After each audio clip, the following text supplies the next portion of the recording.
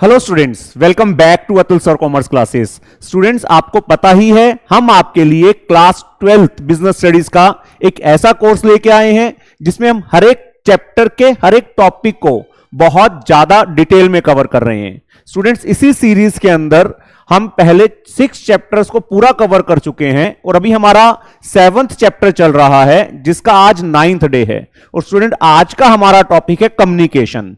Students, आज हम discuss करेंगे कम्युनिकेशन का मीनिंग, कम्युनिकेशन का प्रोसेस और कम्युनिकेशन की इंपॉर्टेंस के बारे में।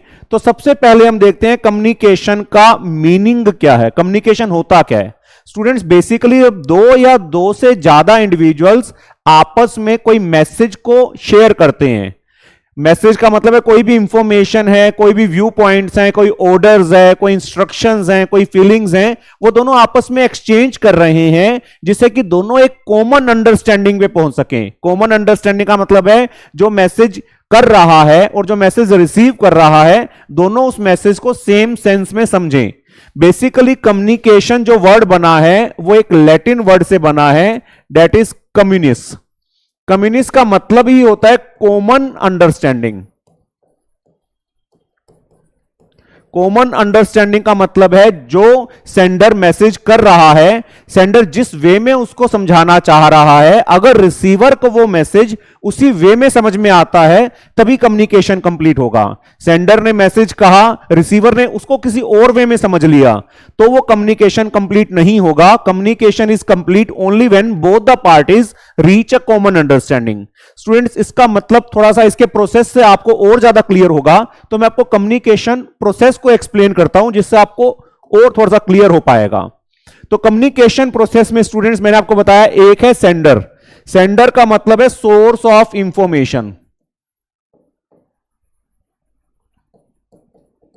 ऐसा इंडिविजुअल जिसके पास कोई इंफॉर्मेशन है और वो इस इंफॉर्मेशन को पास ऑन करना चाह रहा है। एक सेकेंड, सेंडर का मतलब है सोर्स ऑफ इंफॉर्मेशन। जिसके पास कोई इंफॉर्मेशन है और वो उस इंफॉर्मेशन को आगे पास ऑन करना चाह रहा है उसको हम सेंडर कह देते हैं। अब सेंडर के पास कोई मैसेज है जो कि वो रिसीवर तक पहुंचाना चाह रहा है। मैसेज का मतलब क्या होता है? कोई आइडिया है, कोई ऑर्डर है, कोई इंस्ट्रक्शन है, कोई व्यू पॉइंट्स हैं, तो कुछ भी ऐसी चीज है जो सेंडर रिसीवर तक पहुंचाना चाह रहा है उसको हम मैसेज बोल देते हैं। तो sender has got a message that he wants to communicate to the receiver.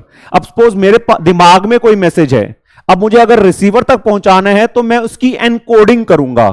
Encoding का मतलब होता है उसको कम्युनिकेशन सिंबल्स में कन्वर्ट करूंगा।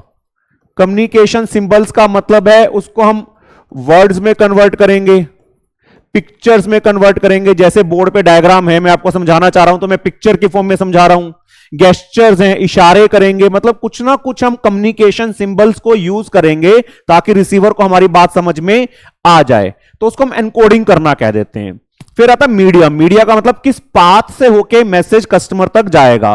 फेस टू फेस कम्युनिकेशन हो सकता है, टेलीफोन एक मीडिया हो सकता है जिसके थ्रू हम कम्युनिकेट कर सकते हैं, इंटरनेट एक मीडिया हो सकता है, रिटर्न सर्कुलर्स मीडिया हो सकते हैं जिसके थ्रू हम कम्युनिकेट करेंगे। तो जिस पाथ, जिस मीडिया की हेल्प से हम रिसीवर तक पहुंचेंगे उसको हम मीडिया कह देते हैं।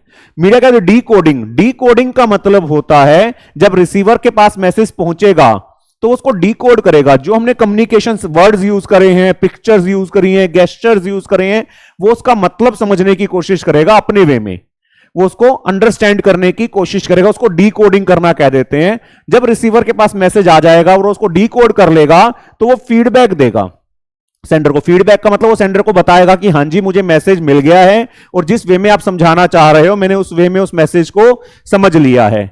तो जब फीडबैक मिल जाएगा सेंडर को कि हां रिसीवर को मैसेज मिल चुका है और उसको वो मैसेज समझ में आ चुका है, उसके बाद कम्युनिकेशन का प्रोसेस कंप्लीट होता है।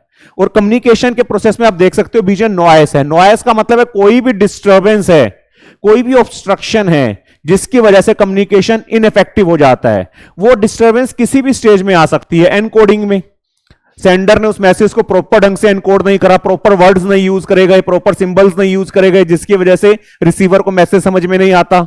हो सकता है मीडिया में कोई डिस्टर्बेंस हो, टेलीफोन से बात कर रहे हैं, टेलीफोन कनेक्शन के अंदर डिस्टर्बेंस है जिसकी वजह से कम्युनिकेशन प्रॉपर नहीं हो रहा। डी कोडिंग में प्रॉब्लम आ सकती है, हो सकता है रिसीवर जब उस मैसेज को समझ रहा है तो सही ढंग से उसको इंटरप्रेट नहीं कर पा रहा है, हो सकता है रिसीवर ही इनअटेंटिव है, ध्यान नहीं दे रहा है। तो काफी सारी बीच में ऐसे डिस्टर्बेंसेस आ सकती हैं जिसकी वजह से कम्युनिकेशन इनइफेक्टिव हो सकता है। उन डिस्टर्बेंसेस को हम नॉइस कहते हैं।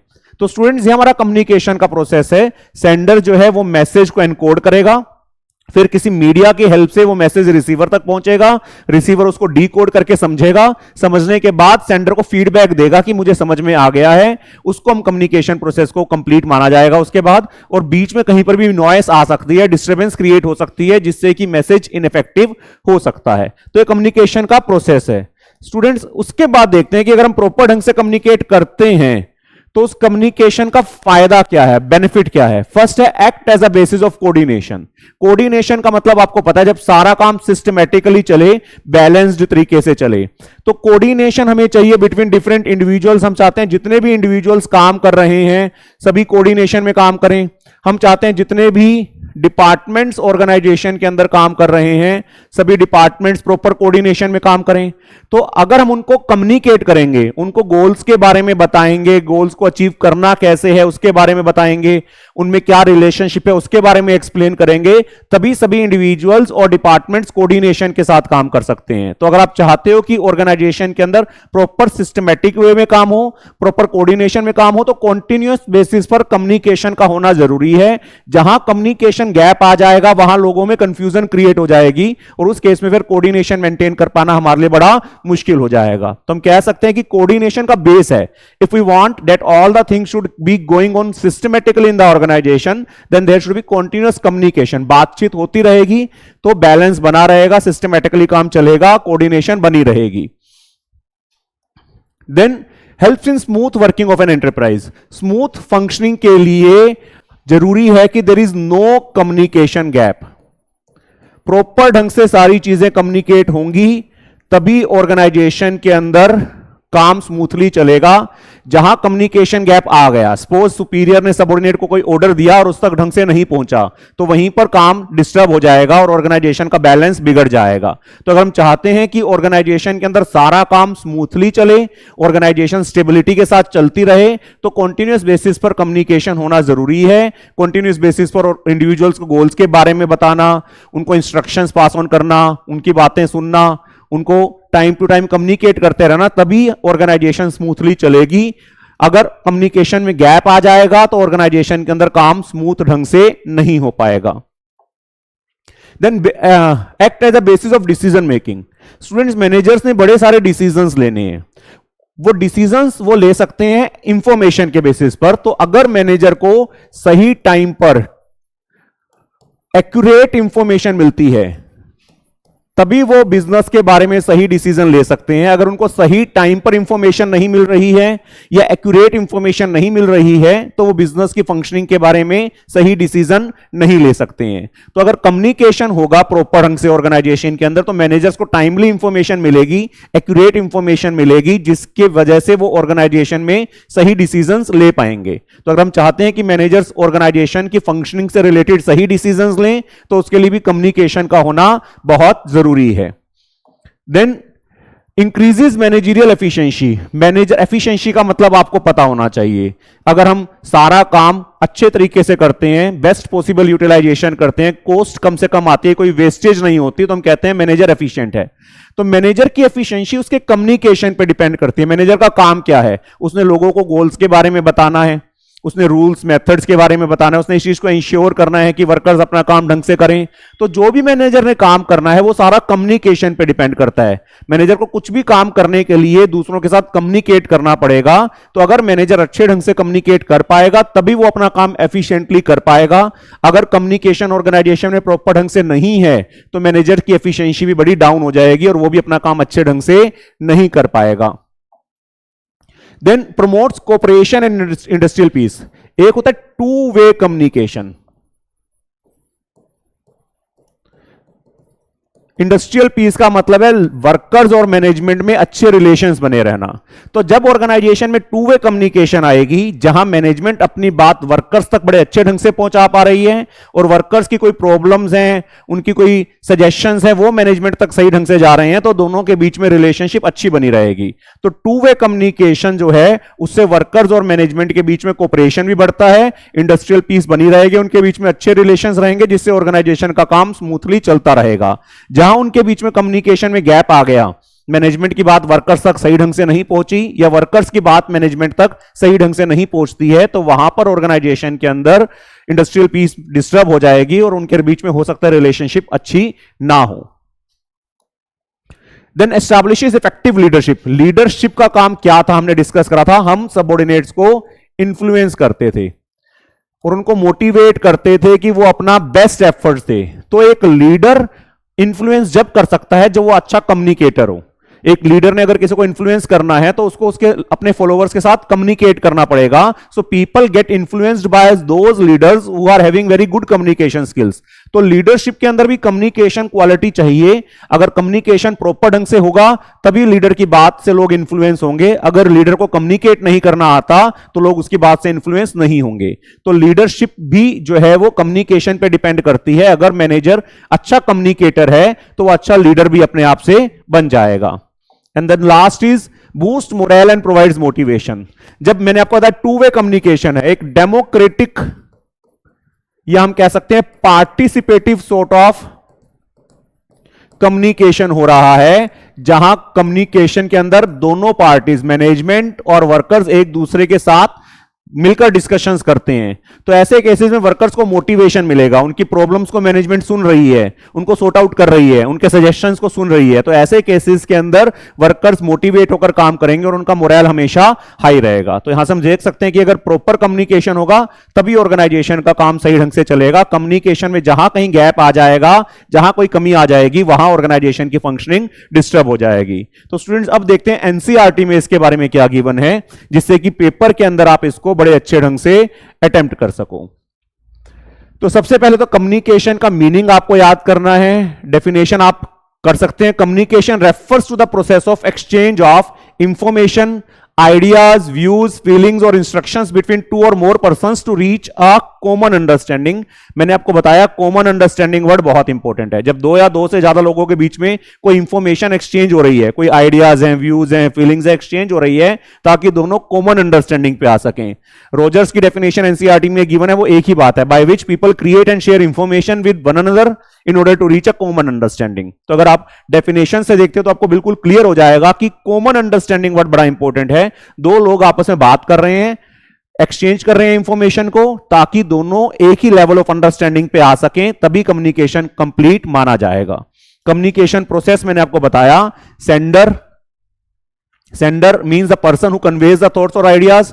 Sender represent source of information. Sender है जिसके पास आइडिया है, जो बताना चाह रहा है। मैसेज, कंटेंट ऑफ उसमें मैसेज का मतलब कोई आइडियाज हो सकते हैं, feeling, suggestions, orders intended to be communicated, जो सेंडर कम्युनिकेट करना चाह रहा है। Encoding is the process of converting the message into communication symbol. जो हमारे पास मैसेज है उनको हम कम्युनिकेशन सिंबल्स में कन्वर्ट करेंगे। मैसेज हमारे दिमाग में है, दूसरे तक पहुंचाने के लिए कुछ कम्युनिकेशन सिंबल्स जैसे वर्ड्स में, पिक्चर्स में, गेस्चर्स में उसको कन्वर्ट करना पड़ेगा।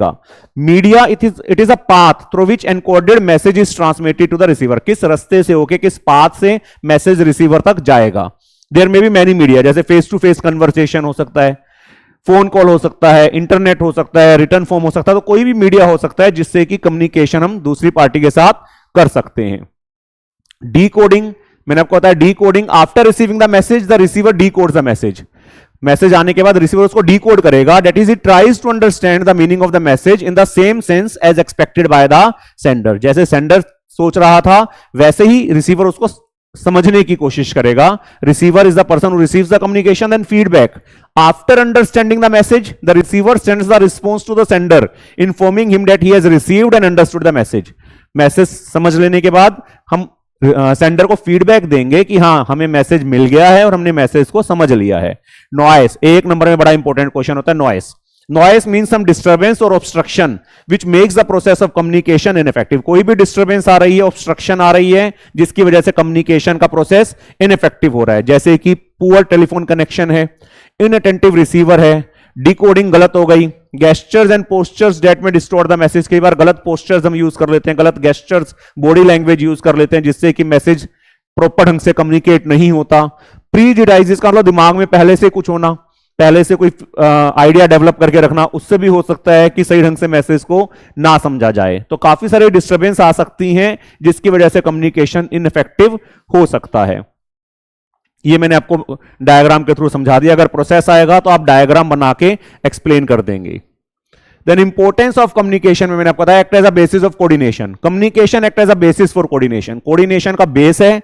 It helps in coordinating the activities of various individuals and departments in the organization. हम चाहते हैं जितने भी इंडिविजुअल्स हैं, जितने भी डिपार्टमेंट्स हैं, सभी कोऑर्डिनेशन में काम करें। कम्युनिकेशन अगर होगा तभी वो कोऑर्डिनेशन में काम कर पाएंगे।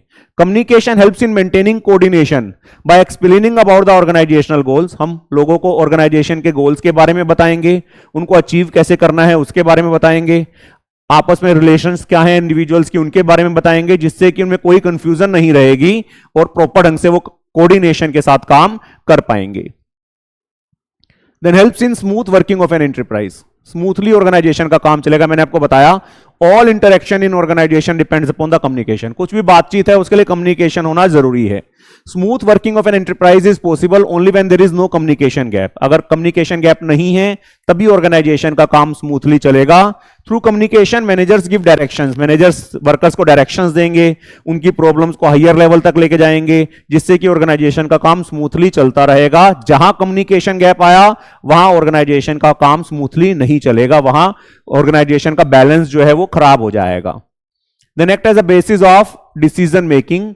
Managers can take better decisions only when they get timely and accurate information. Managers को अगर सही टाइम पर सही इंफॉर्मेशन मिलेगी तभी वो सही डिसीजंस ले पाएंगे। Communication provides required information for decision making. वो इंफॉर्मेशन उनको कम्युनिकेशन की हेल्प से मिलेगी। In its absence it may not be possible for management to take any meaningful decision. अगर कम्युनिकेशन नहीं है, मैनेजमेंट के पास सही टाइम पर सही इंफॉर्मेशन नहीं जा रही है, तो हो सकता है मैनेजमेंट सही डिसीजंस ना ले पाए।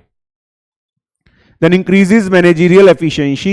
Communication is essential for quick and effective performance of managerial function. Manager ने जो अपने फंक्शंस करने हैं, अगर वो चाहता है सही ढंग से परफॉर्म करे, तो उसके लिए भी कम्युनिकेशन का होना बहुत जरूरी है। It is through the medium of communication that managers pass on the information about the goals and targets. लोगों को गोल्स के बारे में बताना है, इंस्ट्रक्शंस देनी है, जॉब्स एलोकेट करने हैं, रिस्पॉन्सिबिलिटीज देनी है, उनके काम को कंट्रोल करना, इन सभी एरियाज में कम्युनिकेशन प्रेजेंट है।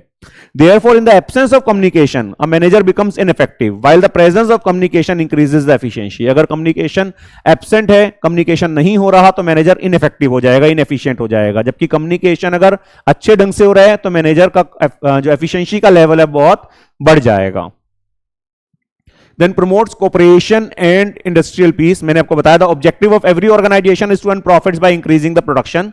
This is possible only when there is a good relationship and cooperation between management and workers. हम चाहते हैं वर्कर्स और मैनेजमेंट के बीच में रिलेशनशिप अच्छी हो जाए।